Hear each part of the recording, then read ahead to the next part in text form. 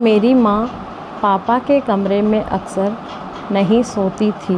अगर किसी रात पापा के कमरे में सोती थी तो अगली सुबह मम्मी रोते रोते बाहर निकलती। एक दिन मम्मी सोई हुई थी, तभी मैं मम्मी की चादर लेकर पापा के कमरे में चली गई। फिर जो पापा ने मम्मी समझकर मेरे साथ किया, वह सुनकर तो आपके होश उड़ जाएंगे। मेरी आँख खुली तो मैंने मम्मी को सिसकते हुए देखा। वह मेरे बिस्तर के पास बैठी बुरी तरह रो रही थी। अपनी माँ को ऐसे देखकर हमेशा मेरी दिल तड़प जाया करता था, लेकिन मैं चाहकर भी कभी उनसे कुछ नहीं पूछ सकती थी। अक्सर ही सुबह मम्मी का ऐसा हाल होता था। कुछ समय पहले मैंने एक बार माँ से पूछा था कि यह आखिर वह पापा के कमरे से सुबह सुबह बाहर आकर इतना रोती क्यों है, तो मम्मी ने कोई जवाब नहीं दिया और मुझे डांट दिया। मम्मी जब भी उनके कमरे से निकलती, मम्मी का हुलिया बहुत ही अजीब सा होता। उनके बिखरे हुए बाल और पुराने कपड़े एक अजीब सी मजबूरी सुना रहे होते। यह सिलसिला कुछ साल पहले से ही शुरू हुआ था और जैसे जैसे मुझे होश आ रहा था, मेरे लिए सब कुछ अचंभित होता जा रहा था। मेरे अंदर एक जुनून सा पैदा हो गया था कि मेरा बाप आखिर मेरी माँ के साथ रात भर क्या करता है। इस सवाल ने मुझे बेचैन कर दिया था। मैं 15 साल की हो चुकी थी और अब बहुत सी बातें अच्छी तरह समझने लगी थी। मम्मी का रोना चेहरा देखकर मुझे किसी मजबूरी की चेतावनी लगती थी, लेकिन हैरत की बात यह थी कि जब मम्मी कमरे से निकलती तो वह रो रही होती और जब पापा कमरे से निकलते तो उनके चेहरे पर एक दिलकश मुस्कुराहट होती थी। उन्हें देखकर ऐसा लगता था जैसे वह बिल्कुल जवान हो। वह कुछ ना कुछ गुनगुनाते रहते हैं, जैसे बहुत खुश हो। और मम्मी का हाल ऐसा होता था कि मम्मी पापा के कमरे से निकलने के बाद दोबारा उनके सामने जाने से भी डरती थी। वह उनका नाश्ता भी मेरे हाथ ही उनके कमरे में भेज देती। खुद सारा वक्त किचन में खड़ी रहती और आंसू बहाती रहती, या तो बाथरूम में बंद हो जाती। मम्मी की हालत देखकर मुझे बहुत तरस आता था। मैं 10वीं क्लास में पढ़ती थी। नाश्ता देने के बाद मैं अपने स्कूल के लिए घर से निकल जाया करती थी, लेकिन सारा वक्त मेरे दिमाग में मम्मी का ख्याल घूमता रहता।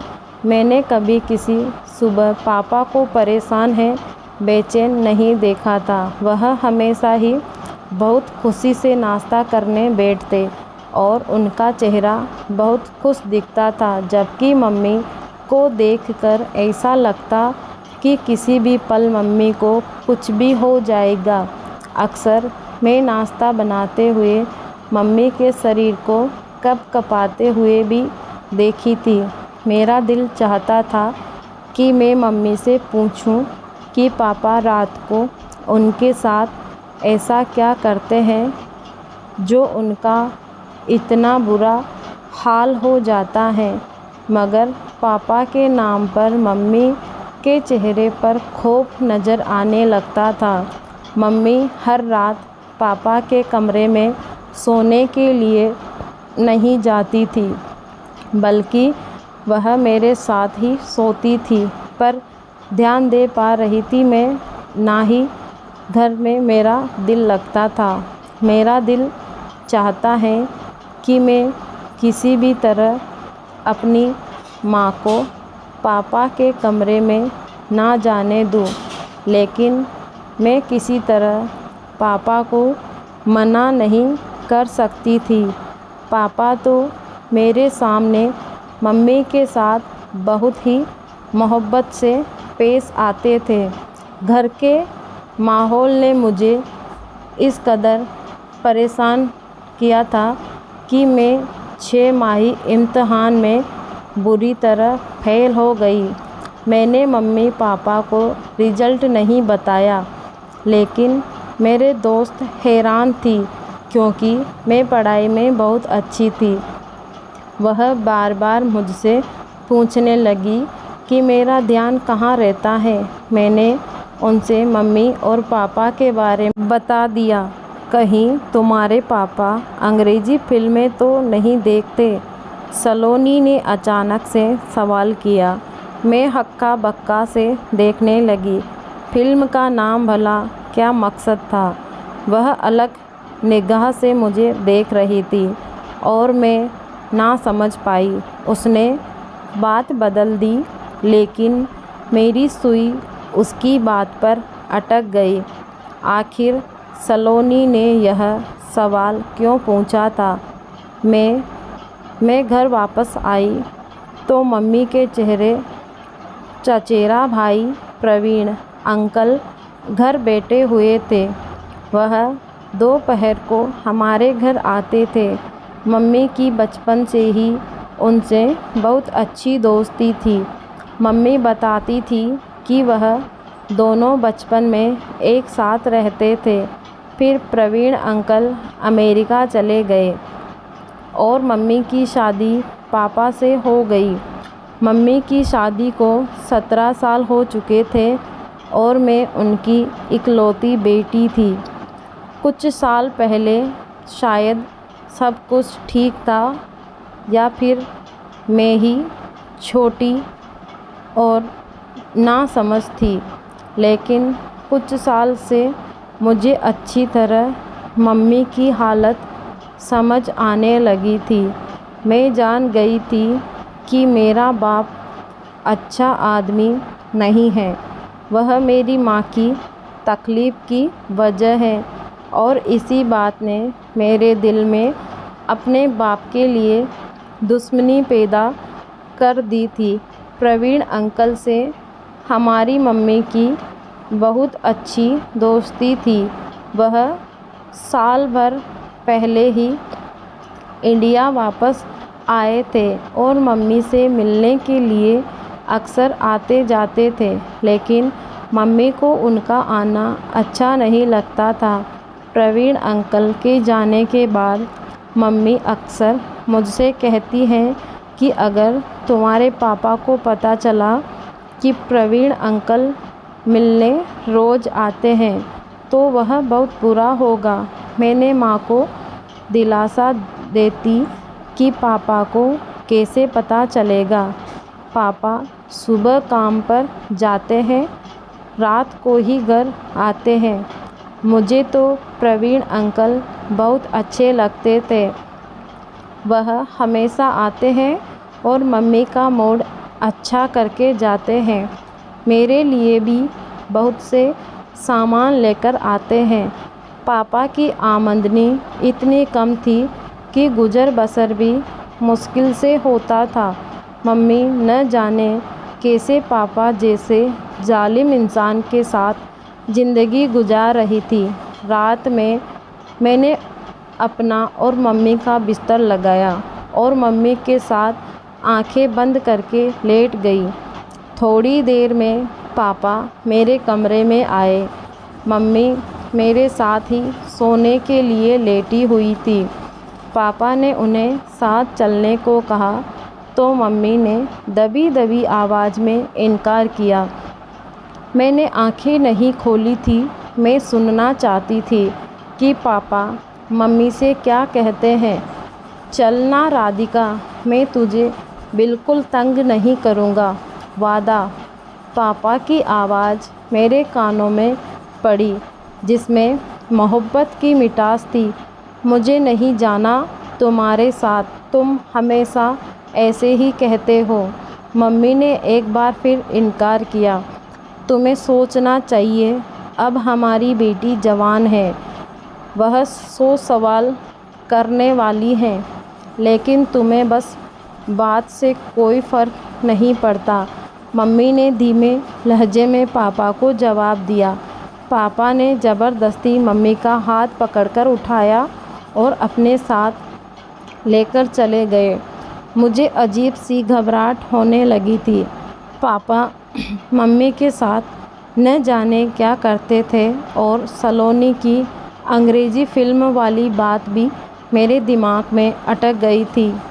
2 घंटे गुजर गए थे, लेकिन मम्मी वापस नहीं आई।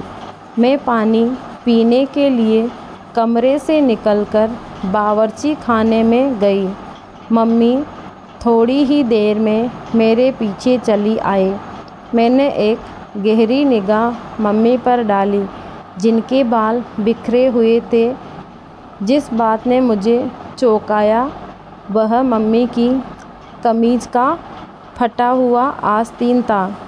मम्मी को मेरी नज़रों का एहसास हो गया था। वह जल्दी से दुपट्टे को अच्छी तरह लपेट लिया। मेरे सामने ही मम्मी ने सुबह सही जोड़ा पहना था, लेकिन फिर अचानक ही मम्मी का आस्तीन कैसे फट गया। मम्मी मुझसे पूछ रही थी कि मैं इतनी रात को क्यों जाग रही हूँ। मैंने झूठ बहाना बनाया कि मैं भी उठकर पानी पीने आई थी। मम्मी मेरे साथ वापस मेरे कमरे में आ गई। मैंने सोने के लिए आंखें बंद कर ली, लेकिन मुझे मम्मी की सिसकियों की आवाज़ सुनाई दे रही थी। मेरा दिल चाह रहा था कि मैं उठकर अपनी मम्मी को तसल्ली दूं और दिल में आए सारे सवालों के जवाब जान लूं, लेकिन मैं अपनी जगह खामोश पड़ी रही। पापा सुबह सुबह ऐसे तैयार होकर कमरे से निकलते थे जैसे कोई जवान लड़का हो। पापा की आमदनी में कम थी, लेकिन पापा हमेशा खुश रहते, मुस्कुराते रहते। काम पर हमेशा ऐसे तैयार होकर जाते जैसे सेठ लोग जाते हो, आदमी हो। मैंने उल्टे निगाह अपने बाप पर डाली, जिससे मुझे आज भी नफ़रत महसूस हो रही थी। पापा के आगे नाश्ता रखकर मैं स्कूल चली गई। सारा दिन स्कूल में मैं भी परेशान। मेरा दिमाग मम्मी के फटे हुए आस्तीन की तरफ था। स्कूल से वापसी पर मुझे प्रवीण अंकल मिल गए। मुझे देखते ही उन्होंने मुझे अपनी गाड़ी में बिठा लिया। मैं बिना सोचे समझे उनकी गाड़ी में बैठ गई। प्रवीण अंकल ने गौर से मेरी तरफ देखा और कहने लगे कि मुझे बताओ, तुम्हें क्या परेशानी है? तुम इतनी खोई खोई सी क्यों रहती हो? मैं इस कदर जज्बाती हो चुकी थी कि मैंने प्रवीण अंकल को सारी बात कह दी। मेरी बात सुनकर प्रवीण अंकल कहने लगे कि तुम्हें अंदाज़ा है कि तेरा बाप अच्छा आदमी नहीं है। तुम अपनी माँ को अपने बाप से आज़ादी क्यों नहीं दिलवा देती? कब तक तुम दोनों उनकी जुल्म की चक्की में पिसते रहोगे? प्रवीण अंकल ने बहुत ही फ़िक्रमंदी से मुझे एडवाइस दी। जिसे सुनकर मेरे होश उड़ गए। मैं पापा को छोड़ने के बारे में सोच भी नहीं सकती थी। पापा ने मेरे साथ कभी ऊंची आवाज़ में बात तक नहीं की थी। फिर मैं पापा को जालिम कैसे कहती? मैं तो यह भी नहीं जानती थी कि बंद दरवाजे के पीछे मम्मी और पापा के दरमियान क्या होते हैं। प्रवीण अंकल की बात सुनकर मैं सोच के समंदर में डूब गई। बहुत सोचने के बावजूद भी मुझे पापा की कोई ऐसी बात याद नहीं आई थी जिससे मैं उन्हें जालिम करार देती। लेकिन मम्मी की तड़प और आंसू पापा को जालिम साबित करते थे। प्रवीण अंकल मुझे स्कूल से लेकर घर चले आए और खुद ही भी अंदर आ गए। मम्मी हम दोनों को देखकर बहुत खुश थी। हमारे लिए फ़ौरन खाना लगा दिया। मैं बहुत ज़्यादा थक गई थी, इसीलिए सोने के लिए अपने कमरे में आ गई और प्रवीण अंकल मम्मी के साथ बैठे रहे। मुझे नींद नहीं लग रही थी। मैं सारा वक्त प्रवीण अंकल की बात को सोचती रही। मम्मी को पापा के कमरे में गए 3 दिन गुजर चुके थे और पिछले 3 दिनों में मम्मी मेरे साथ मेरे कमरे में सो रही थी। मम्मी जब मेरे साथ रहती थी बिल्कुल अच्छी और बेफिक्र रहती थी। पापा का रवैया तो हमेशा एक जैसा ही था। जिस दिन वह मम्मी को अपने कमरे में ले जाते उस दिन वह रोज़ाना से ज़्यादा खुश महसूस होते थे। चौथे दिन पापा मम्मी को फिर अपने कमरे में ले गए थे और मैं सारी रात बेचैनी से करवटें बदलती रही थी। मम्मी जब सुबह पापा के कमरे से निकली तो उन्हें ठीक तरह से चलना भी नहीं आ रहा था और वह एक पैर ज़मीन पर घसीट कर बड़ी मुश्किल से चल रही थी। मैंने मम्मी से पूछा कि मम्मी तुम्हारे पाँव में क्या हुआ है? तो कहने लगी छोटी छोटी बातों पर ध्यान ना दिया करो और दिल लगाकर पढ़ाई करो। अगर तुम्हारा 10वीं का रिज़ल्ट अच्छा नहीं आया तो तुम्हारे पापा उसका ज़िम्मेदार भी मुझे ही समझेंगे। मम्मी की आंखों से टिप टिप आंसू निकलने लगे और पापा के लिए नाश्ता बनाने चली गई। उसके बाद दोबारा किचन से बाहर ना आए। मैं मम्मी को नाश्ता देने के बाद पापा के पास गई। उन्हें नाश्ता दिया तो पापा मुझसे मेरी पढ़ाई के बारे में पूछने लगे। पापा के लहजे में इतना सहज था कि मैं पापा की इस दोगली तबीयत पर हैरान रह गई थी। पापा किसी तरह भी शख्स जालिम नज़र नहीं आ रहे थे और बल्कि मम्मी के हालत चीख चीख कर पापा के जुल्म की दास्तान सुनाती थी। मैं पापा को नाश्ता देने गई तो पापा मुझसे मेरी पढ़ाई के बारे में पूछने लगे। मैंने पापा से कहा कि मुझे मम्मी के बगैर नींद नहीं आती और वह मम्मी को रात को कमरे में ना बुलाया करे। मेरी बात सुनकर पापा मुस्कुराने लगे और कहने लगे मैं तो कभी कभी तुम्हारी माँ को अपने पास बुलाता हूँ। मेरा भी तुम्हारी माँ पर हक है और मैं उससे बहुत मोहब्बत करता हूँ। पापा की बात सुनकर मेरा खून खौल उठा था क्योंकि उनकी मोहब्बत के नज़ारे मैं आए दिन देखा करती थी। लेकिन पापा से कुछ बोलने के बारे में मैं सोच भी नहीं सकती थी, इसीलिए खामोशी से स्कूल के लिए चली गई। स्कूल में टीचर पढ़ाते हुए हमें समझा रही थी कि कभी भी पूरा सच जाने बगैर कोई फ़ैसला नहीं करना चाहिए। आधा सच हमेशा बहुत ख़तरनाक होता है जो इंसान को बर्बाद करके रख देता है। टीचर की बात ने मेरे दिमाग की एक और खिड़की खोल दी थी। मैंने सोच लिया कि पापा का पूरा सच जानकर रहूँगी और फिर अपनी माँ को पापा से आज़ादी दिलवा दूँगी। प्रवीण अंकल ने मुझसे वादा किया था कि वे हर वक्त मेरी मदद करने को तैयार रहेंगे। मेरी माँ बिल्कुल मेरे जैसी थी।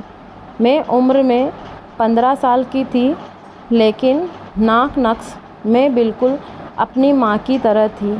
अगली रात मैंने खुद ही अपनी माँ को नींद की दवा देकर सुला दिया और खुद अपनी माँ की चादर ओढ़कर पापा के कमरे में चली गई।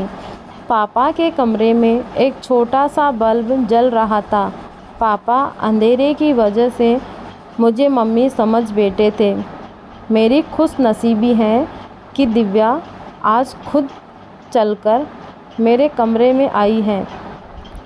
पापा बहुत ही खुशी से कहते हुए मेरे करीब आए, मुझे कंधों से पकड़कर अपने बराबर में बैठा लिया। पापा के बराबरी में बैठे मेरे शरीर कांप रहा था। मैं नहीं जानती थी कि उसके आगे मेरे साथ क्या होने वाला है, लेकिन आज मैं पूरा सच जानना चाहती थी। पापा बहुत मोहब्बत से कहने लगे, दिव्या बेटी जवान हो रही है।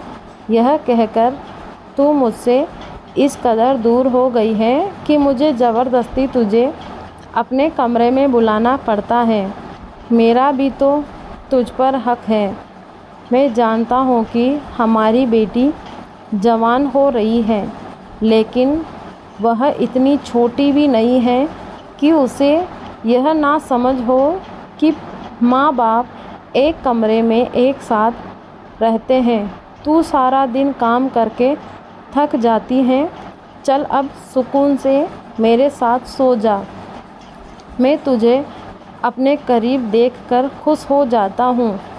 पापा को अंधेरे की वजह से मेरा चेहरा नज़र नहीं आ रहा था और पापा ने खुद ही मुझे अपने तकिए पर लेटा दिया। वह बहुत आहिस्ता आहिस्ता मेरे कान के करीब होकर बातें करने लगे। वह कह रहे थे कि अपनी आमदनी का कुछ हिस्सा उन्होंने जमा कर लिया है, जिससे वह मेरी शादी करेंगे।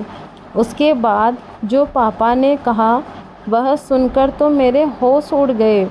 वह कह रहे थे, मैं जानता हूँ कि प्रवीण ने एक बार फिर हमारे घर का रास्ता देख लिया है, लेकिन दिव्या मैं तुझे बता दूँ कि वह इंसान ठीक नहीं है और ना ही उसकी नीयत अच्छी है। पहले भी वह एक बार तुझे बर्बाद करने की कोशिश कर चुका है और अब तो हमारे घर जवान बेटी भी है। इसीलिए तो यह इतिहास का दामन थाम के रखना। पापा को कभी अभी तक मालूम नहीं था कि मैं मम्मी नहीं बल्कि उनकी बेटी हूँ। पापा बहुत आहिस्ता से मेरे बालों में हाथ फेरते रहे और कुछ ही देर बाद पापा को नींद लग गई।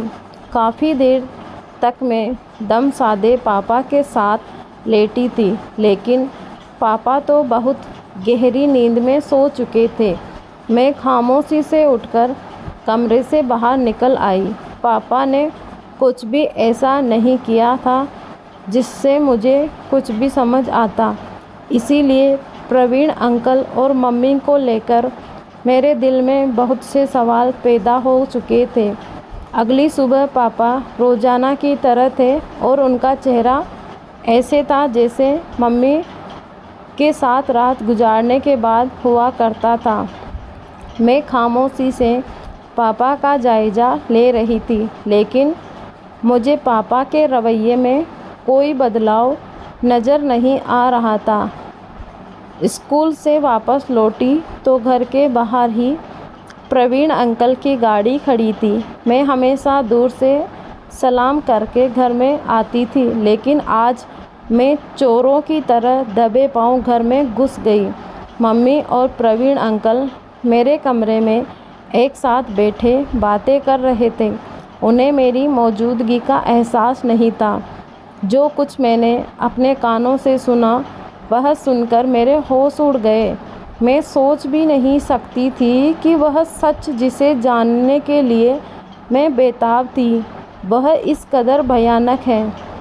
मम्मी प्रवीण अंकल से हंसकर कह रही थी कि मैंने अपनी गुड़िया के दिल में उसके बाप के खिलाफ़ पूरी तरह नफ़रत का बीज बोया है और अब वह दिन दूर नहीं है जब मेरी बेटी अपने बाप के खिलाफ़ खड़ी हो जाएगी। वह बुढ़ा ज़बरदस्ती मुझे अपने साथ इस रिश्ते में बांधकर रखा हुआ है, लेकिन अब मैं आज़ादी चाहती हूँ।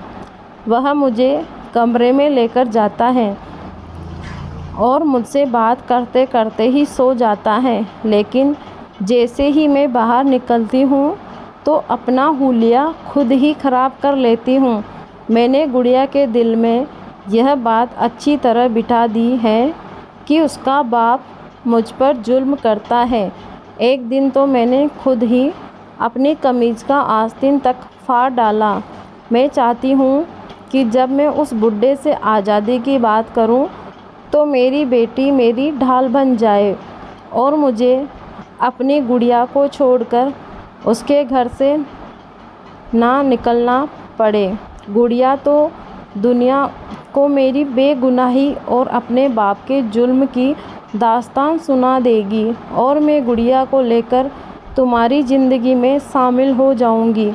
पर प्रवीण अंकल हंसते हुए कहने लगे कि हाँ, मैंने गुड़िया से भी कह दिया है कि उसे जब भी मेरी मदद की ज़रूरत होगी मैं चला आऊँगा।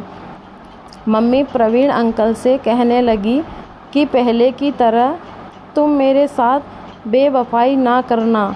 एक बार पहले भी तो मुझे बीच रास्ते में छोड़कर चले गए थे। उस वक्त मेरे पति ने मुझे माफ़ करके अपनाया था। प्रवीण अंकल मेरी माँ के हाथ पकड़कर कहने लगे कि मैंने बहुत मजबूरी में तुम्हारा साथ छोड़ा था, क्योंकि मेरे घर वाले इस बात के लिए बिल्कुल खिलाफ़ थे कि मैं एक शादीशुदा औरत से रिश्ता करूं। लेकिन अब मुझे रोकने वाला कोई नहीं है और मैं पूरे दिल से तुम्हें और तुम्हारी बेटी को अपना लूँगा। बस गुड़िया को किसी भी तरह यह सच पता ना चले कि उसका बाप जालिम नहीं बल्कि हम उसे जालिम साबित करना चाहते हैं। गुड़िया ही है जो हम दोनों को एक करवा सकती है। मम्मी और प्रवीण अंकल को यकीन दिला दिया कि सब कुछ वैसा ही होगा जैसे उन लोगों ने सोच रखा है। वह दोनों हंसते हंसते थक चुके थे और मेरे कदमों तले ज़मीन खिसक गई थी। मेरी माँ सिर्फ मुझे ही नहीं बल्कि मेरे बाप को भी पूरी तरह धोखा दे रही थी और वह मेरे बाप के घर में बैठकर एक दूसरे आदमी के साथ मिलती थी और नए रिश्ते की बातें कर रही थी। मुझे पापा की बात याद आ गई कि प्रवीण ने पहले भी हमारा घर उजाड़ने की कोशिश की थी। मैं बहुत कुछ जान चुकी थी, इसीलिए कमरे के अंदर दाखिल हो गई। मुझे देखकर मम्मी और प्रवीण अंकल चौंक उठे, लेकिन थोड़ी देर में उन्होंने अपने आप पर काबू पा लिया। प्रवीण अंकल ने मेरी तरफ चॉकलेट बढ़ाए। मैंने चॉकलेट पकड़ने के बजाय मम्मी की शक्ल देखी और सख्त लहजे में मम्मी से पूछा कि आपको मुझे बताना पड़ेगा कि आखिर आपको पापा से क्या मसला है। मम्मी जान चुकी थी कि उनके झूठ का पोल खुल चुका है, इसीलिए बिना झिझके मम्मी ने मुझे सारा सच बता दिया। मम्मी शादी से पहले अंकल से मोहब्बत करती थी, लेकिन प्रवीण अंकल ने उनसे शादी करने के बजाय अमेरिका जाकर नौकरी करने लगे और मम्मी की मोहब्बत को छोड़कर अपना कैरियर चुन लिया। बचपन की मोहब्बत ने अपना रंग कच्चा ना होने दिया और मम्मी के दिल में प्रवीण अंकल की मोहब्बत का रंग बस आ रहा था। मम्मी के घर वालों ने मम्मी के लिए पापा को पसंद कर लिया। मम्मी जवान और खूबसूरत थी, जबकि पापा उम्र में 10 साल बड़े थे और पापा सांवले शक्ल सूरत के मालिक थे, जबकि प्रवीण अंकल हैंडसम थे। मम्मी के लिए पापा का रिश्ता घर वालों की मर्ज़ी से था और मम्मी ने अपने घर वालों की ज़बरदस्ती पर पापा से शादी तो कर ली, लेकिन वह कभी पापा को अपना दिल से अपना ना पाई। ज़बरदस्ती का यह रिश्ता मम्मी के लिए किसी दास्तान की तरह था, लेकिन मम्मी इस रिश्ते को किसी तरह चला रही थी कि तभी शादी के 1 साल बाद ही मैं माँ की गोद में आ गई थी। मम्मी की शादी के 8 साल बाद प्रवीण अंकल अमेरिका से कुछ दिन के लिए वापस आए तो उनके दिल में मम्मी को देखकर एक बार फिर से जज्बात जाग उठे। मम्मी भी बचपन की मोहब्बत और अपने जज्बात के हाथों मजबूर होकर प्रवीण अंकल से चुपके चुपके मुलाकातें करने लगी। लेकिन कुछ ही दिनों में यह बात माँ के बड़े मम्मी को पता लग गई और उन्होंने सारे ख़ानदान में मेरी माँ की इज्जत को उछालना शुरू कर दिया। पापा माँ से सच्ची मोहब्बत करते थे, इसीलिए उन्होंने मम्मी को बदनामी से बचा लिया और इस सारी बातों को झूठा साबित कर दिया। जब पापा ने मम्मी का साथ दिया तो सारा ख़ानदान अपने आप ही खामोश हो गया। बड़ी मम्मी के हाथ मेरी माँ तो ना आ सके, लेकिन उन्होंने प्रवीण अंकल को ज़बरदस्ती की और अपने सख्ती से वापस अमेरिका भेज दिया। मोहब्बत का जोश जंग की तरह बैठ गया था। उसे 1 साल पहले प्रवीण अंकल ने दोबारा जिंदा कर दिया। अंकल हमेशा के लिए इंडिया आ गए थे और एक बार फिर वह मम्मी के पीछे दीवाने हो गए थे। मम्मी को तो पहले ही दिन से पापा पसंद नहीं थे। हमारे हालात भी कुछ ख़ास नहीं थे, जबकि प्रवीण अंकल के पास अमेरिका का पैसा था और मम्मी के लिए पापा को छोड़ना कुछ मुश्किल नहीं था। लेकिन दिक्कत यह था कि पापा मुझसे भी बहुत मोहब्बत करते थे और मम्मी भी मेरे बगैर नहीं रह सकती थी।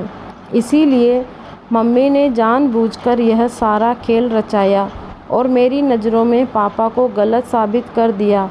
मम्मी हमदर्दी बटोरकर मुझे अपने साथ ले जाना चाहती थी, इसीलिए हमारे सामने पापा को जालिम साबित किया और खुद मुलजिम बनकर रहने लगी। इतने सालों से मैं यही सोच रही थी कि पापा तो कभी ऊंची आवाज़ में हमसे बात तक नहीं किए, फिर वह बंद कमरे में मात्र जुल्म कैसे कर सकते हैं। मैंने माँ से साफ साफ कह दिया कि अगर आपको उसके घर जाना है तो आप जा सकती हैं, लेकिन मैं अपने भोले भाले और वफ़ादार बाप को नहीं छोड़ सकती। प्रवीण अंकल जो पहले ही मम्मी को 2 बार छोड़ चुके थे, मम्मी उनसे ना जाने कैसे तीसरी बार उम्मीद लगाकर बैठी थी। मुझे प्रवीण अंकल की आंखों में आज पहली बार अपने लिए सिर्फ़ और सिर्फ ख्वाहिश दिखाई दी थी और मैं जान गई थी कि उस ख्वाहिश को पूरी करने के बाद मम्मी उनके किसी काम की नहीं रहेगी। मम्मी ने मुझे आगे के सुहाने सपने दिखाकर इस बात के लिए मजबूर कर दिया कि मैं उनके साथ चल पड़ूं और पापा को छोड़ दूं। लेकिन मेरे लिए पापा को छोड़ना इतना आसान नहीं था और मेरे लिए मेरे पापा ही सब कुछ थे। अगर मेरे सामने सारा सच ना आता तो शायद मैं कुछ गलत फैसला कर बैठती, लेकिन भगवान का शुक्र है कि मैंने अपनी आँखों से सब कुछ देखा था और कानों से सुना था। लेकिन मम्मी अंकल के साथ जाने के लिए राज़ी थी, लेकिन जब प्रवीण अंकल ने देखा कि मैं किसी तरह उनके काबू में नहीं आऊँगी और ना ही मम्मी के साथ चलूँगी, तो वह एक बार फिर मम्मी से अपनी राह जुदा करके मम्मी को छोड़ देते हैं। मम्मी को पता चला कि प्रवीण अंकल मम्मी के लिए नहीं बल्कि मेरे लिए हमारे घर के चक्कर काट रहे थे। वह बहुत ही चालाक और मक्कारी इंसान थे। उन्होंने मेरी माँ की मोहब्बत को पूरी तरह अपने फ़ायदे के लिए इस्तेमाल करने का सोचा था। मम्मी को जब एहसास हुआ कि जज्बात की धारा में बहकर वह कितना बड़ा नुकसान करने जा रही थी, अगर मम्मी और मैं उनके साथ चले जाते तो वह मेरी इज्जत को एक बार फिर वैसे ही कमाल कर देते जैसे बड़ी मम्मी ने मम्मी की इज्जत की धज्जियाँ उड़ाई थी। कोशिश की थी, ना जाने कौन सा अच्छा काम हम दोनों माँ बेटी के काम आ गई थी कि हम प्रवीण अंकल के चुंगल से निकल गए थे। रात को पापा घर लौटे तो मम्मी ने खुद ही पापा के लिए खाना बनाया और अपना बिस्तर भी पापा के कमरे में लगा दिया। पापा की खुशी देखने लायक थी।